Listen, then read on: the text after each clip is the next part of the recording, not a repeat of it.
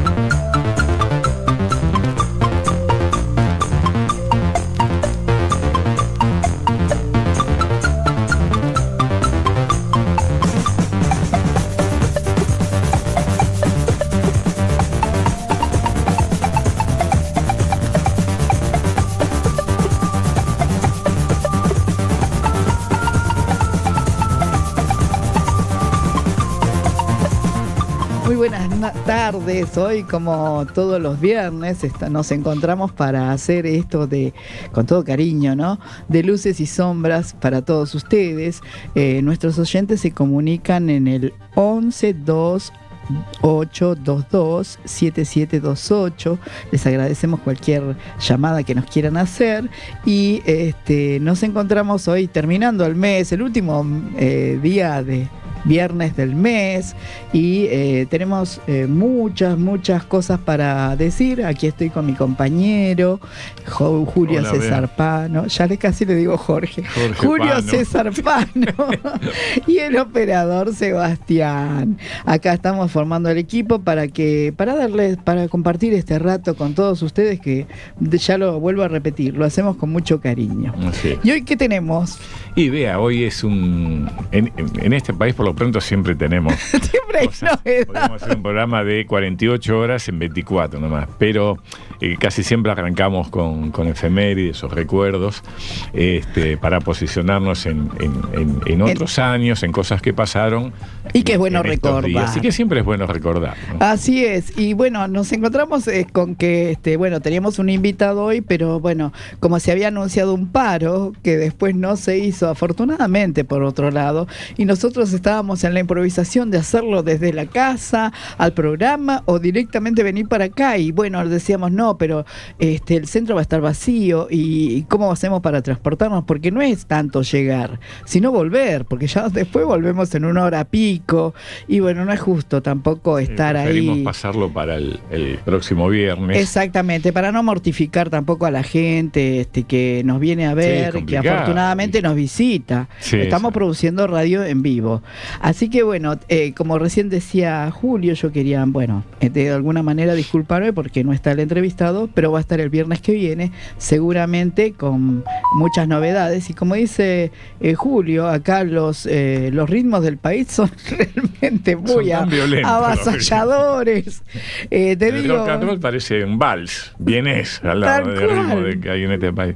Tal cual. Por suerte los obviamos y vamos a efemérides. Claro, O a no, y recuerdos. aparte, recuerdo de tiempos mejores. Yo ayer te comentaba, Julio, que hablaba con una amiga y yo digo, entramos en la franca resignación.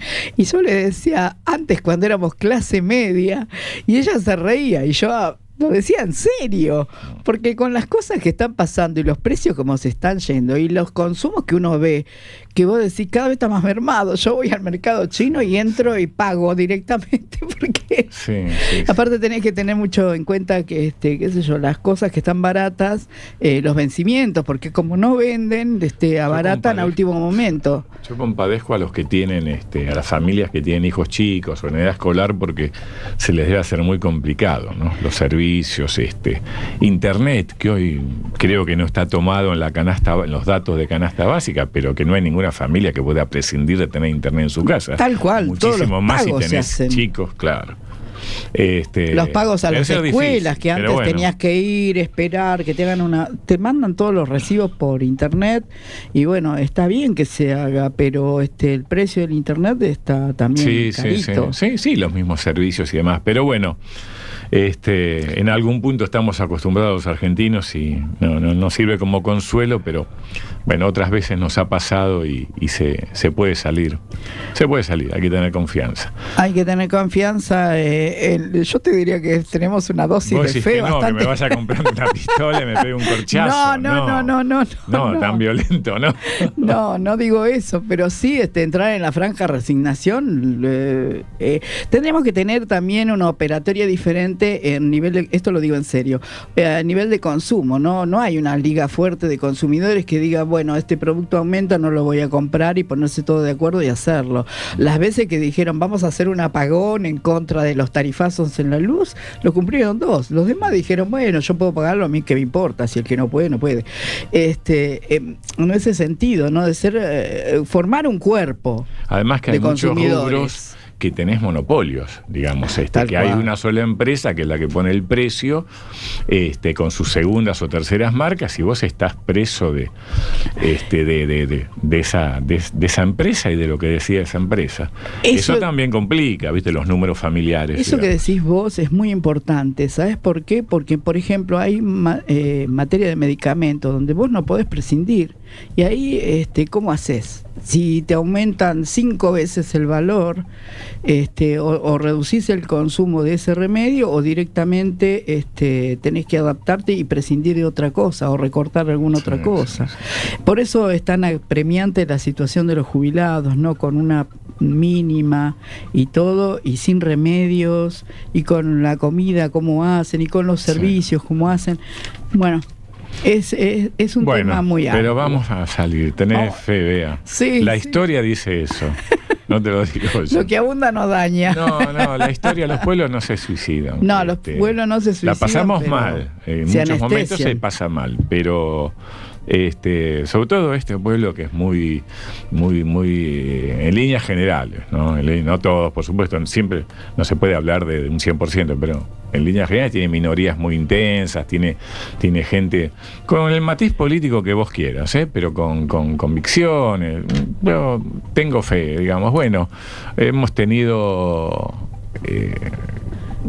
otras épocas también difíciles. Otras épocas muy duras, complicadas, violentas, desgraciadamente, con mucha sangre, que esperemos que eso no se vuelva, lo tengamos muy presente constantemente para no volver a repetirlo. Dios te oiga. Estábamos con las efemérides, y hablamos concretamente. Quería, darle una chiquitita. Perdón. Como habíamos dicho, es la clásica reunión de producción que después la alteramos. La alteramos en mitad del camino, el operador se vuelve loco. Claro, porque había mucho material y la idea era arrancar, Bea, con nuestro homenaje de todos los años y de cada día, cada vez que podemos, y nuestro recuerdo a nuestros soldados que combatieron en el 2 de abril del 82 en recordar permanentemente el legítimo derecho que tiene nuestro país sobre las Islas Malvinas y demás. Este miércoles se va a cumplir un nuevo aniversario. Así es un nuevo aniversario es el Día del Veterano de Guerra de Malvinas. Nosotros tenemos conocidos muchos veteranos y bueno, vamos a tratar de invitarlos porque nos gusta saber cómo están viviendo esta nueva etapa, este nuevo gobierno, esta nueva posición que toma Argentina respecto del conflicto, ¿no? Y respecto de los antecedentes históricos, tenemos muchos. Es bueno de cada tanto volver a repasarlos desde 1493, donde se realiza mediante el Papa Alejandro VI la división del mundo entre las dos potencias hegemónicas de la época, que eran España y Portugal, y que después se reafirma esa repartición a través del Tratado de Tordesillas de 1494, que siempre tuvieron a las islas, en ese momento llamadas Sansón, las tuvieron como protagonistas y como integrantes de toda la corona española. Posteriormente, bueno, va a haber una revisión de ese tratado y van a ver que en América se hablaba un solo idioma hasta justamente ese tratado de 1494, donde involuntariamente una de las líneas que se traza toma la parte más saliente de Brasil, y ahí se justificó toda la inmersión que hubo después de los portugueses. Y fíjese hasta dónde han llegado. Brasil es el más grande de todo el continente sudamericano, ¿no? Claro. Pero volviendo al tema de las islas, no solamente los antecedentes históricos, sino también los geográficos que conocemos desde chiquitos, donde nos dicen que esa porción forma parte de la plataforma continental argentina, que siempre fue así hasta 1833, en que irrumpe el Imperio Británico y realiza una usurpación. Por eso también entre los antecedentes, para alguna gente que dice no, pero en realidad hay que escuchar a los isleños para saber si quieren o no quieren, en realidad ese derecho de libre determinación que se invoca no es tan así, porque ellos son usurpadores, no son pobladores que estaban desde antes de la ocupación británica. En consecuencia, siguen en su carácter de usurpación. Claro, esa parte la obvian, ellos no. Claro, no, pero viste cuando dicen parece como que fueran libertarios en ese sentido, ¿no? De que hablemos de la libre determinación, pero la libre determinación ocurre una vez que la ocupaste y la usurpaste. Si la usurpaste ya no corre. Es lo mismo que vos le preguntes al que te violó tu casa y entró, si quiere permanecer en el lugar porque ya tiene derecho. No tiene ningún derecho, es un usurpador. Y el título parece mentira, pero tiñe toda la posesión de en ese momento conforme a derecho, ¿no? Le estoy hablando.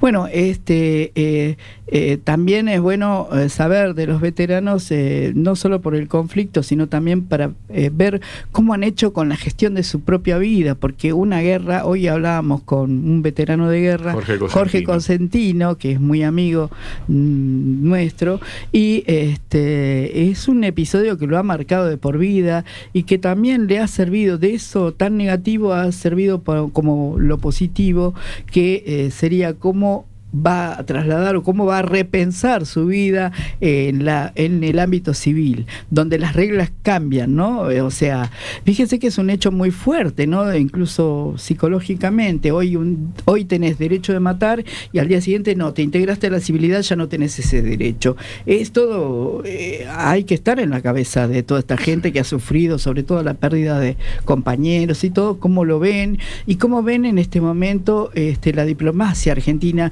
Esto sirve también para replantearse cuáles son los términos reales de la diplomacia respecto a un tema tan candente y tan sentido por todos los argentinos como es el tema Malvinas. Sí, vos sabés que es cierto lo que decís.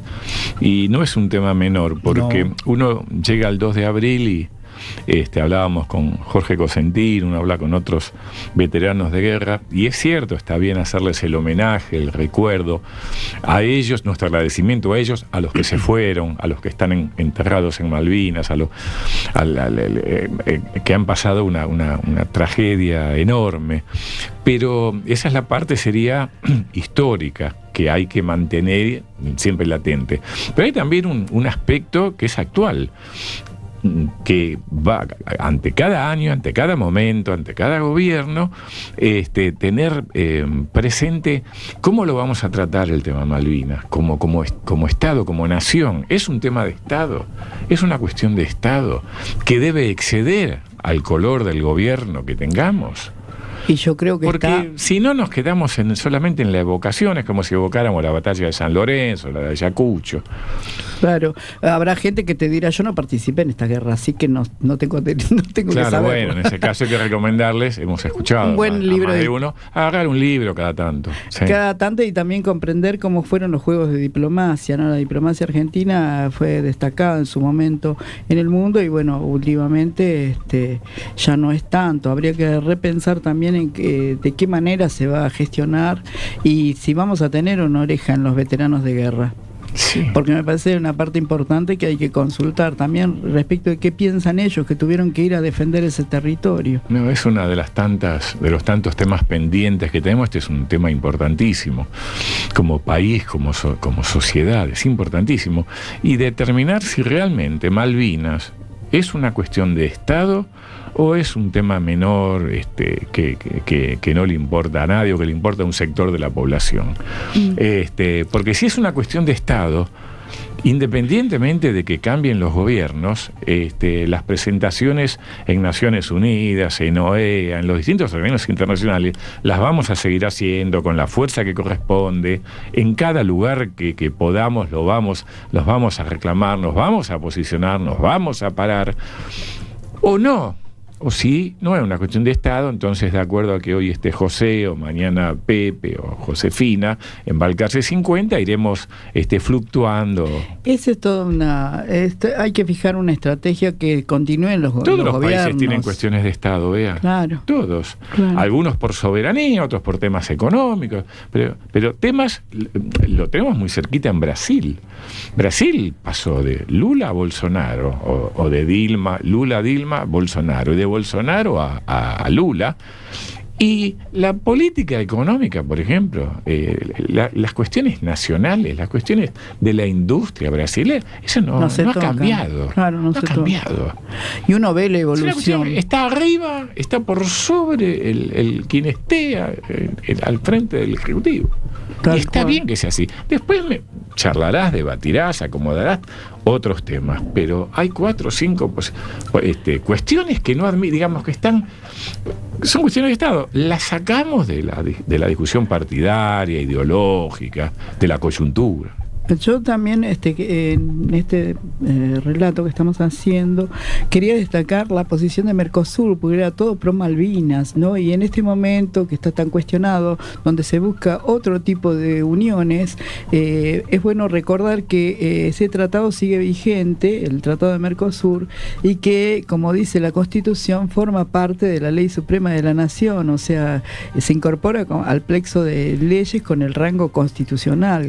En consecuencia, requiere un mecanismo especial para poder ser derogado o dejado de lado. En este momento está silenciado. Estas cosas que no se definen son espantosas, pero en realidad requiere observar nuevamente a la Constitución para ver cómo se procede con este tema de tratados internacionales, que por otro lado todos los países que firmaron eran pro sudamericanos y en consecuencia pro Malvinas.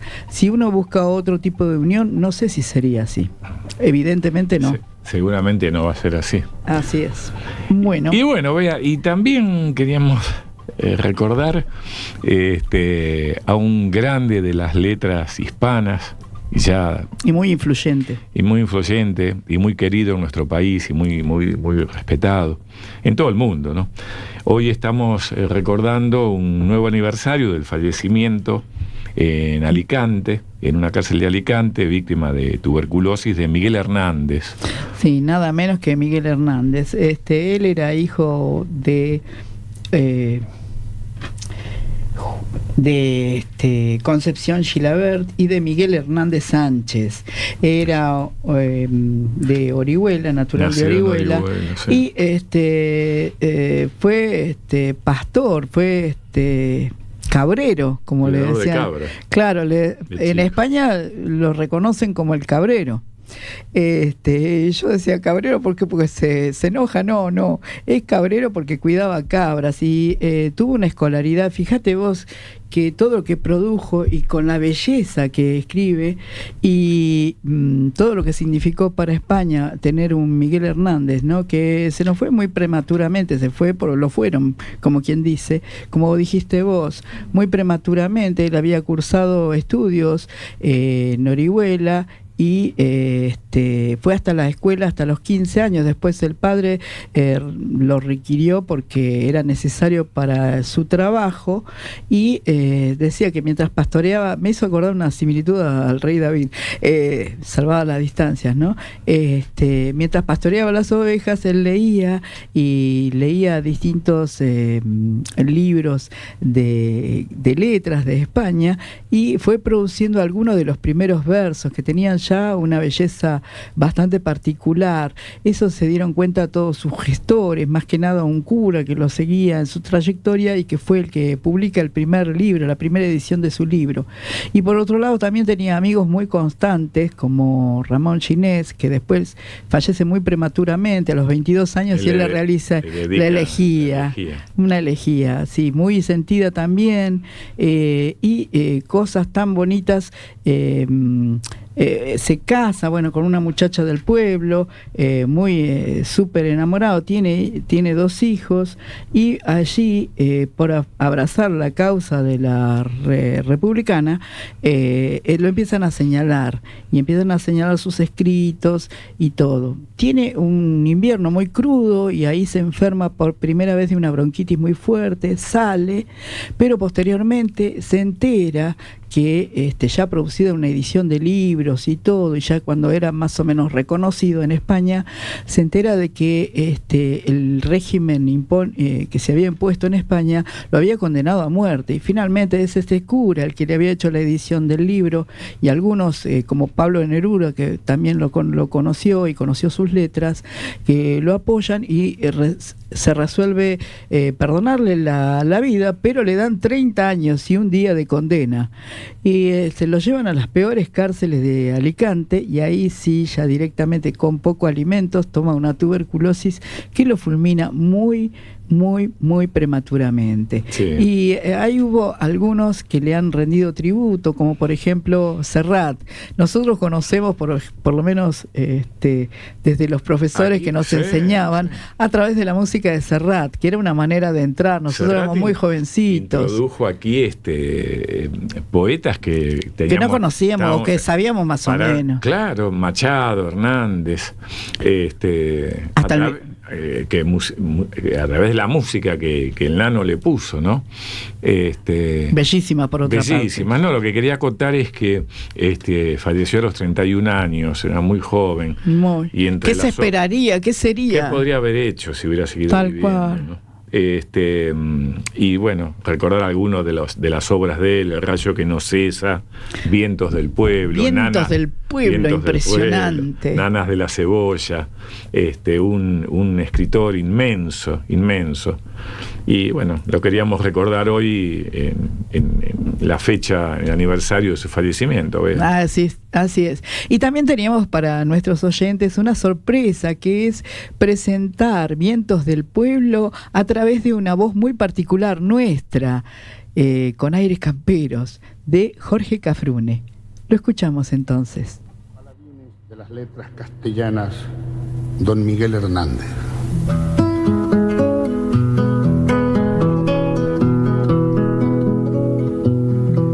Vientos del pueblo me llevan, vientos del pueblo me arrastran, me esparcen el corazón y me aventan la garganta. Los bueyes doblan la frente impotentemente mansa delante de los castigos. Los leones la levantan y al mismo tiempo castigan con su clamorosa zarpa. No soy de un pueblo de bueyes, que soy de un pueblo que embargan yacimientos de leones, desfiladeros de águilas y cordilleras de toro con el orgullo en el asta. Nunca medraron los bueyes en los páramos de España. ¿Quién habló de echar un yugo sobre el cuello de esta raza? ¿Quién ha puesto al huracán jamás ni yugos ni trabas? Ni quién al rayo detuvo prisionero en una jaula. Asturianos de braveza, vascos de piedras blindadas, valencianos de alegría y castellanos de alma, labrados como la tierra y airoso como las alas. Andaluces de relámpago nacido entre las guitarras y forjado entre los yunques torrenciales de las lágrimas. Extremeños de centeno, gallegos de lluvia y calma, catalanes de firmeza y aragoneses de casta, murcianos de dinamita frutalmente propagada, leoneses, navarros, dueños del hambre, el sudor y el hacha, reyes de la minería, señores de la labranza, hombre que entre las raíces como raíces gallardas, vais de la vida a la muerte, vais de la nada a la nada. Yugos os quieren poner, gente de la hierba mala, yugos que habréis de dejar rotos sobre sus espaldas. Crepúsculo de los bueyes, está despuntando el alba. Los bueyes mueren vestidos de humildad y olor de cuadra, las águilas, los leones y los toros de arrogancia, y tras de ellos el cielo ni se enturbia ni se acaba. La agonía de los bueyes tiene pequeña la cara, la del animal varón toda la creación agranda. Si me muero, que me muera con la cabeza muy alta, muerto y 20 veces muerto, la boca contra la grama, tendré apretados los dientes y decidida la barba.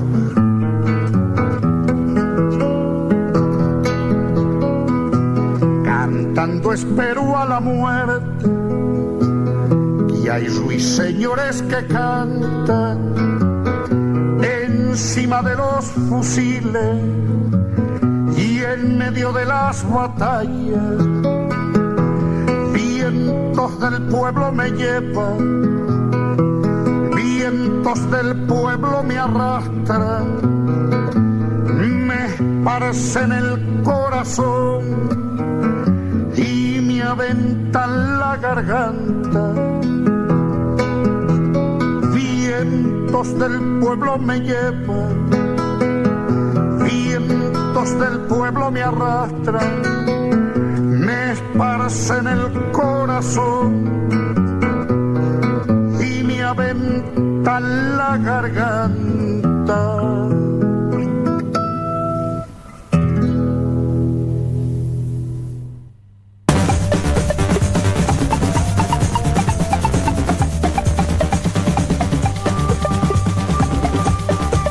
Volvimos, bueno, escuchábamos recién a Jorge Cafrune, realmente todo un hallazgo respecto de este tema de Hernández, Vientos del Pueblo, muy lindo. Tenemos en línea a María Victoria Rico, que nos habla de prevención vial. Buenas tardes, María Victoria, ¿cómo estás? Hola, buenas tardes, ¿cómo están ustedes? Espero que muy bien. Se escucha bajo. A ver.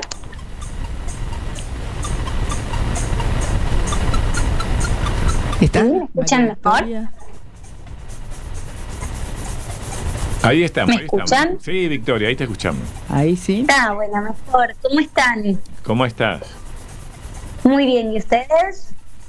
Y aquí esperando tu informe, tus conceptos que siempre ayudan mucho que ayudan mucho. Esta vez te acordás que habíamos quedado la última vez, que después no nos pudimos comunicar, pero habíamos quedado con esas conductas que vos observás respecto de los peatones que nada contribuyen a la seguridad vial.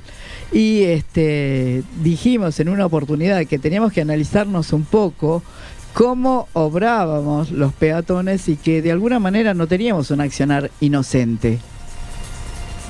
Claro que no, lamentablemente nunca es inocente nuestro accionar, o sí, porque muchas veces está regido por un desconocimiento, por ignorancia, o por la típica cultura argentina que piensa que a mí no me va a pasar. Entonces, si cruzo mal la calle, si no respeto un semáforo, si circulo entre autos en movimiento, me siento medio superpoderoso.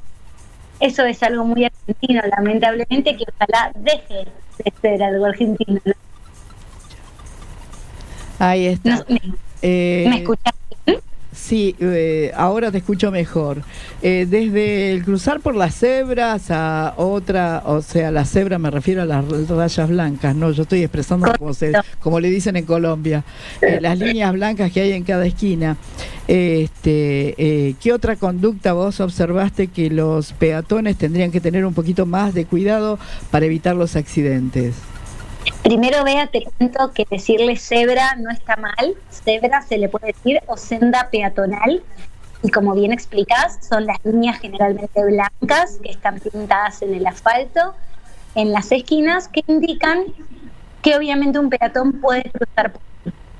Pero ojo, siempre respetando un semáforo, en caso de que lo haya. Y si no lo hay, mirando hacia ambos lados y teniendo mucho cuidado con el tránsito en general, porque nos pasa mucho que encontramos peatones que son atropellados y quizás cruzaban por la esquina, pero escuchando música, entonces están distraídos, sin respetar un semáforo, o simplemente corriendo atrás de alguna pelota, una patineta, o algo que se nos escapó, que también es muy frecuente, lamentablemente. Todo lo que vos hablas de los peatones es clave en este contexto de comienzo de clases. Y me parece muy importante, como padres, abuelos, tíos, hermanos, amigos, que eduquemos a los más chicos, siempre con el ejemplo, haciendo las cosas bien nosotros, pero también educándolos para que ellos puedan aprender a hacer las cosas bien. Siempre cruzando por donde corresponde, mirando hacia ambos lados, sin auriculares en las orejas, obviamente respetando el tema del semáforo y cualquier indicación o cualquier señal vertical que encontremos.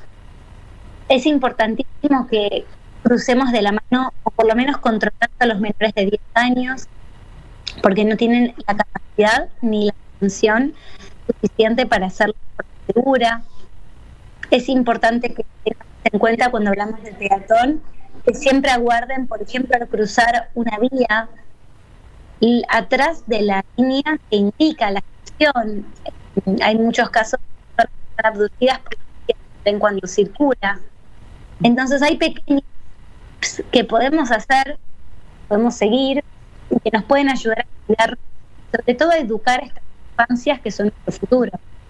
Ahí está, sí, señalaste muy bien el tema de la responsabilidad en punto. No solamente, fíjate que cuando se produce un siniestro vial, concurren o sea, los jueces que analizan la responsabilidad que tiene el conductor del vehículo como producto del riesgo que ocasiona ese vehículo al accionarlo, al ser una máquina, y también la conducta del peatón. O sea que hay culpas todo concurrentes, porque hay veces que, como decís vos, el peatón cruza con los auriculares puestos, no escucha las señales, ni las bocinas, ni nada, y en consecuencia asume él una posición riesgosa para su vida.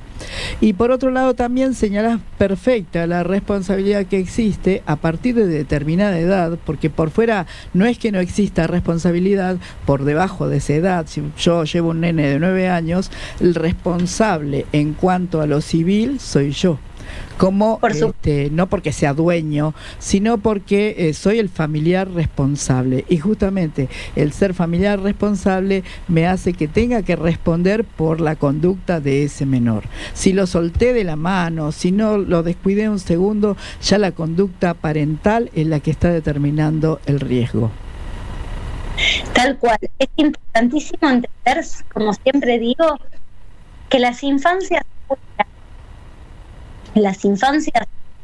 son son las personas los que necesitan más nuestro apoyo, la contención, la guía.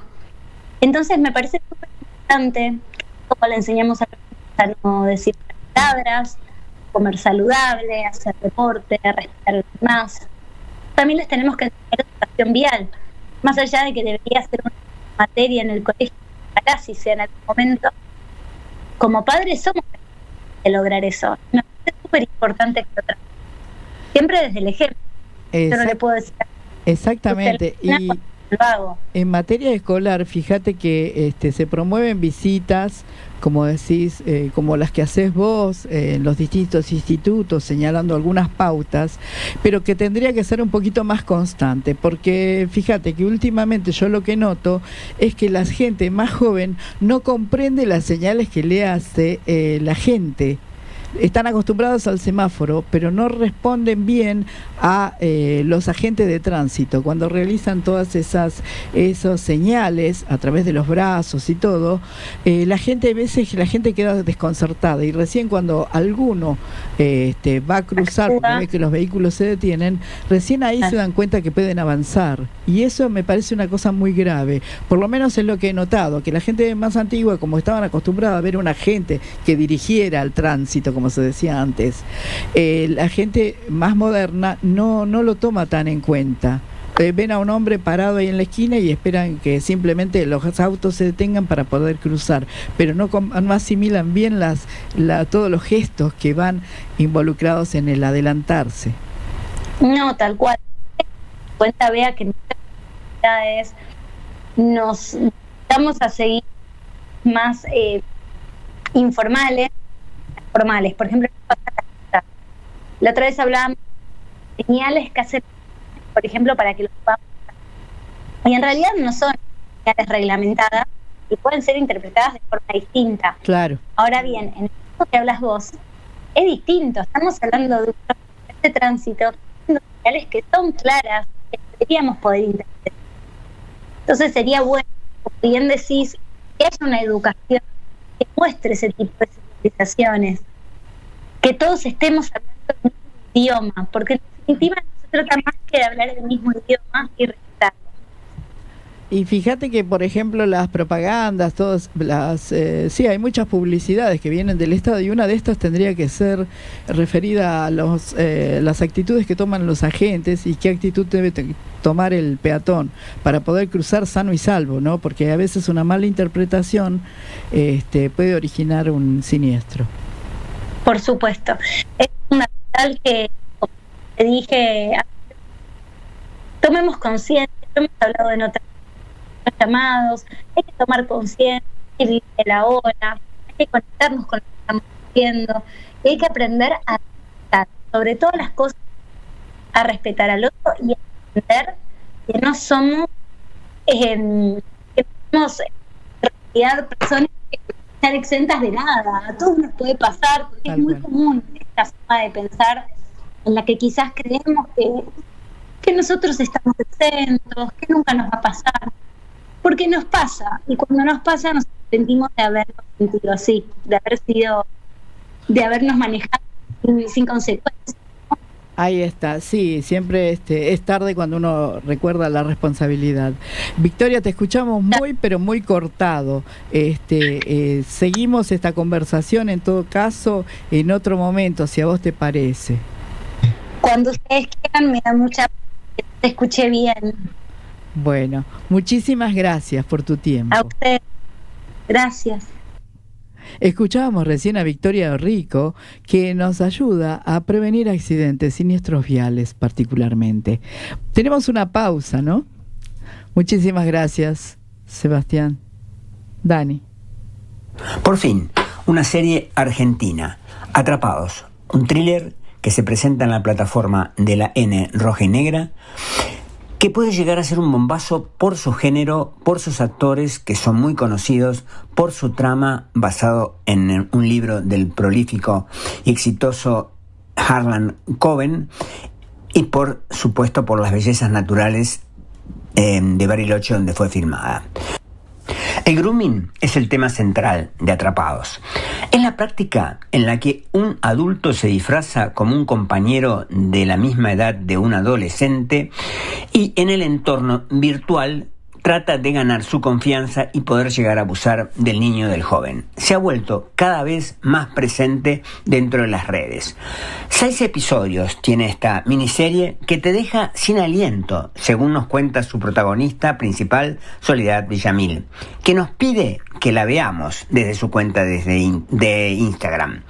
La plataforma nos cuenta que Emma Garay, una periodista de Bariloche en la Patagonia Argentina, adquiere popularidad en los medios digitales por sacar a la luz a delincuentes que consiguieron evadir la justicia. Su vida da un giro inesperado al conocer a Leo Mercer, un respetado miembro de la comunidad que tras la investigación de Emma se convierte en el principal sospechoso de la desaparición de una joven de 16 años. Mientras trata de averiguar la verdad, Emma se ve obligada a enfrentarse a sus propios demonios. La búsqueda de la periodista se va a complicar y enredar con todo tipo de misterios, sentimientos opuestos y toda clase de mentiras en una comunidad donde nadie parece decir la verdad. La búsqueda de la periodista va a complicarse y enredarse con todo tipo de misterios, sentimientos opuestos y toda clase de mentiras en una comunidad donde nadie parece decir la verdad. En la serie se abordará el actual tema del grooming y el del abuso sexual online. El elenco está compuesto por Soledad Villamil, quien había ya sido galardonada por un Goya en 2010 por El secreto de sus ojos, de Juan José Campanella. Alberto Amán, quien se mete en la piel de Leo, se hizo conocido por su papel en Celda 211, que también le aportó un Goya como mejor actor revelación. Juan Minujín es Marcos en Atrapados. En El vaquero y en El suplente fueron dos de sus últimas interpretaciones en el cine. También actúa en El marginal. Vi 4 episodios. Realmente me parece bastante interesante. Es una buena serie que se las recomiendo para ver este fin de semana.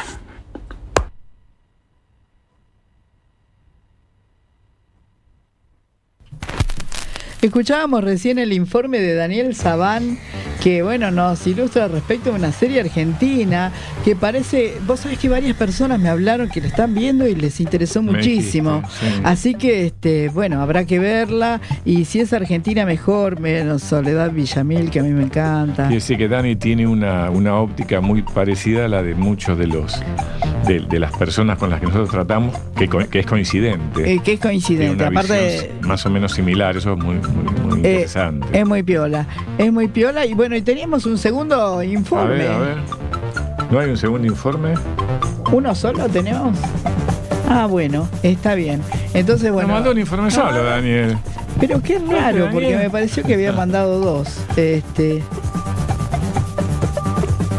Bueno, en todo caso dejamos para la semana que viene. Sí, y la semana que viene hacemos 2. Hacemos 2. Porque es muy interesante lo que dice, aparte lo plantea antes que todos los demás, porque yo siempre escucho otras radios y me doy cuenta de que Dani es un adelantado, ve toda la serie, nos comenta, y muchas veces llegamos más allá que otras radios, o sea, me refiero al tiempo, ¿no? Lo decimos antes, si nos gustó o no nos gustó, y generalmente es bastante coincidente con otras opiniones. Y bueno, también teníamos, aprovecho esto porque yo estoy que me salgo de la vaina por decir respecto de Osvaldo Bayer, nuestro profesor que escribió La Patagonia Rebelde, que es un libro que es recomendable para todo público y que cuenta una realidad de lo acontecido o por lo menos otra perspectiva respecto de lo que fue la rebelión situación de los trabajadores en el sur, ¿no? Fíjate que hablaban de muchas reivindicaciones y entre una de ellas era poder ir a misa los domingos y tener una vela para poder leer a la noche. Eran cosas tan elementales que uno y aparte del tema de las 8 horas que después recogió el Partido Socialista, ¿no? Pero eran cosas tan básicas y que no podés pensar toda la masacre que hubo respecto de estos trabajadores y bueno, que también ahí estaba la figura, creo, ahora en este momento se me hizo presente, Ramón Falcón. Sí. Que en su momento encabezó varias represiones. Claro, vos marcabas, Bea, lo de que parecen a la distancia pequeños logros muy pequeños o derechos muy pequeños vistos hoy, pero en aquel momento eran grandes logros porque eran grandes cantidades de personas que trabajaban en condiciones deplorables. Claro, un entonces, colchón creo que también pedían. Esos pequeños reclamos que ellos hacían, claro, constituían importantes mejoras para ellos en esos momentos. Hoy a la distancia lo vemos, pero ¿cómo alguien va a trabajar en un lugar así? No va a tener acceso al colchón o no va a tener un acceso a la luz o a 8 horas solamente va a tener derecho a descansar. Ahora trabajo. Lo vemos así, pero en aquel entonces y en esa zona puntual del país, imagínate, Santa Cruz, con esos inviernos tan eran gente crudos, que estaban virtualmente expuestas a la total arbitrariedad del patrón.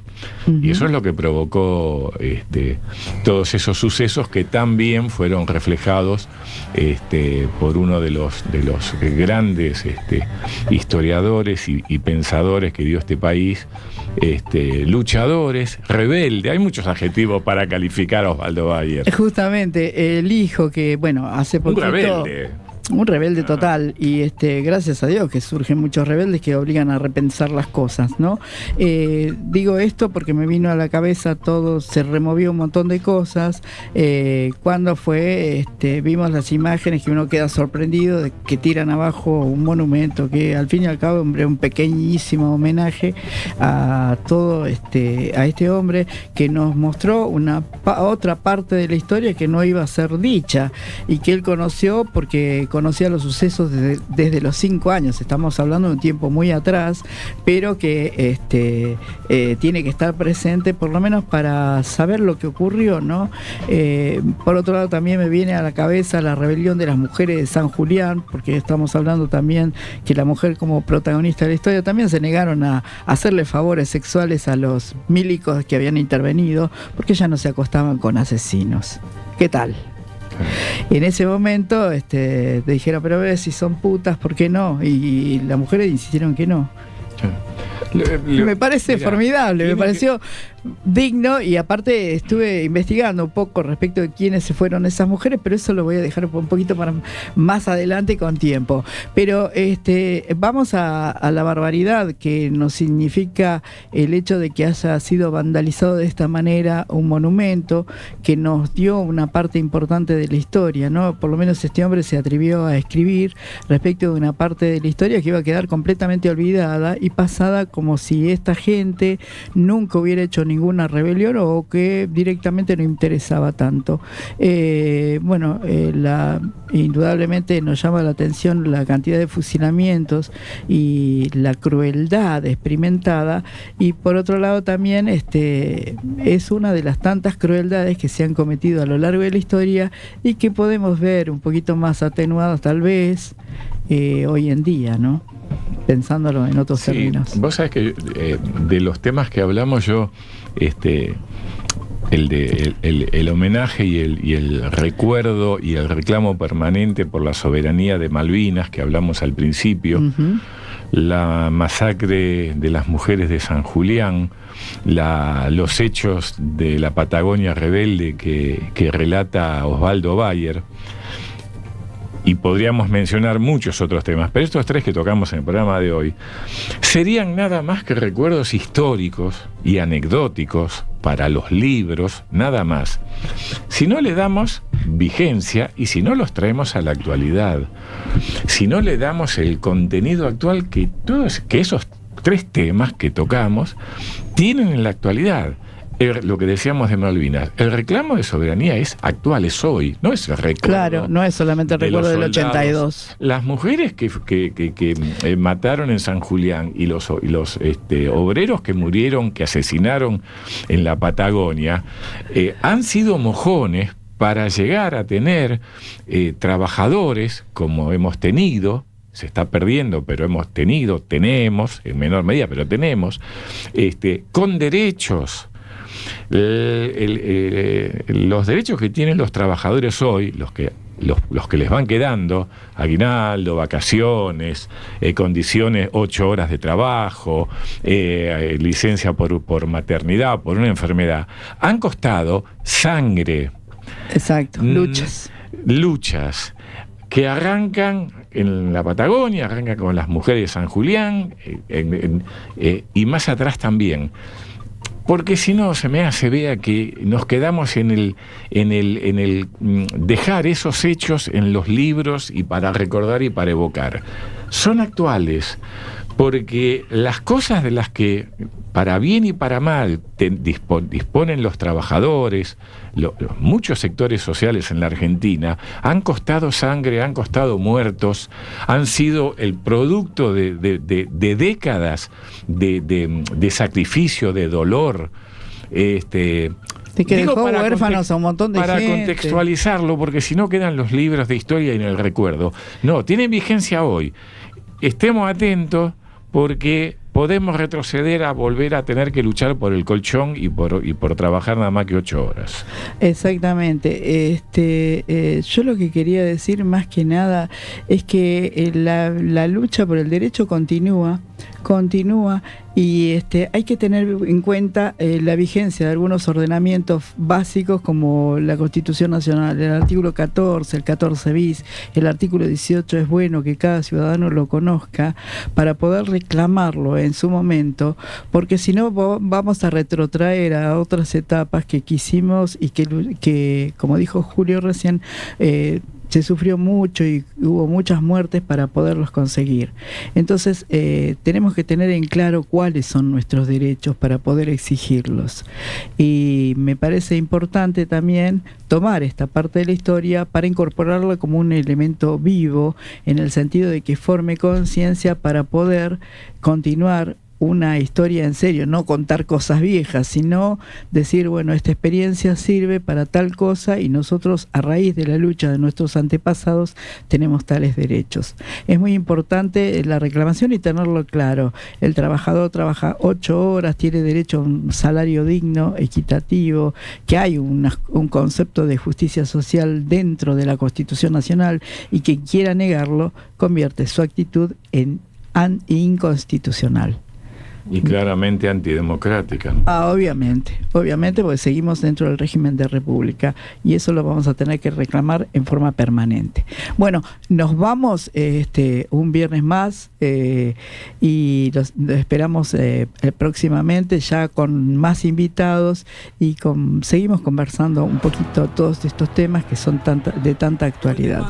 Un abrazo para todos, que lo pasen muy bien y bueno, gracias Sebastián por la colaboración, por la operación técnica. Bueno, Julio también por estar presente acá. Nos vemos. Y bueno, nos vemos el viernes que viene. Muchísimas gracias por todo. Te sacaron de lo hondo de la selva o de algún potrero ingenuo y olvidado. Te sacaron de tu casa y sin abrigo. Te largaron en el viento sur helado.